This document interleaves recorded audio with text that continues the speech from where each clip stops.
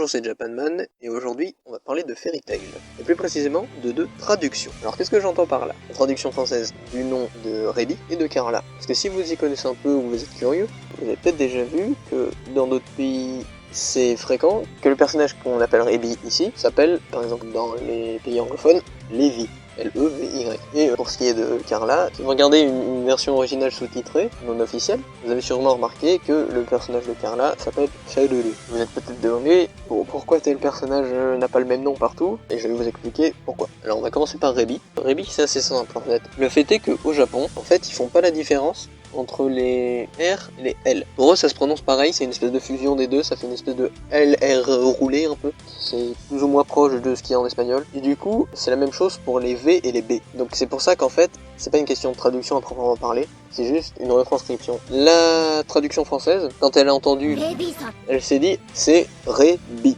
Parce que voilà, ils ont compris ça R et B. Sauf que quand ils ont entendu ça, la version anglophone, eux ils ont plutôt traduit Levi.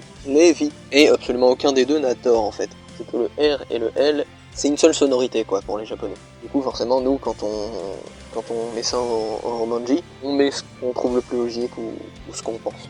Et c'est pour ça que Rebi s'appelle Rebi et des fois Levi. Et pour ce qui est de Carla, là ça paraît peut-être plus compliqué, mais en fait c'est le même truc, avec là un petit peu d'adaptation.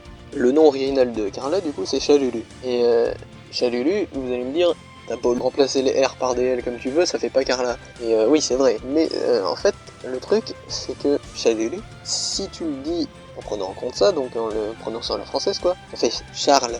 Et là ça fait Chalulu. Voilà, ça fait Charles. Ou Charles, mais ça sonne pas bien. Et donc, Charles, ok, mais on va pas l'appeler Charles, parce que Charles en français c'est un prénom masculin, donc ça marche pas. Donc qu'est-ce qu'ils ont fait? Bah tout simplement, ils ont pris le féminin de Charles qui est Carl. Du coup, c'est pas le nom d'origine, mais je trouve qu'ils s'en sont bien sortis. Alors, je suis d'accord qu'ils auraient pu garder tout bêtement Chalulu, donc l'écrire C-H-A-R-U-R-U, ou L-U-L-U, comme ils veulent. C'est vrai qu'ils auraient pu. Ils ont décidé de le retranscrire comme on le dirait en français. Ils se sont rendus compte que ça marchait pas trop, ils ont mis au féminin. Je pense que c'est correct comme adaptation. C'est un raisonnement qui se défend en tout cas. Donc voilà, maintenant vous savez pourquoi Rebi s'appelle Levi parfois et que Chalulu a été traduit en Carla. Merci de m'avoir écouté, c'était Japanman, en espérant que ça vous a plu. À la prochaine.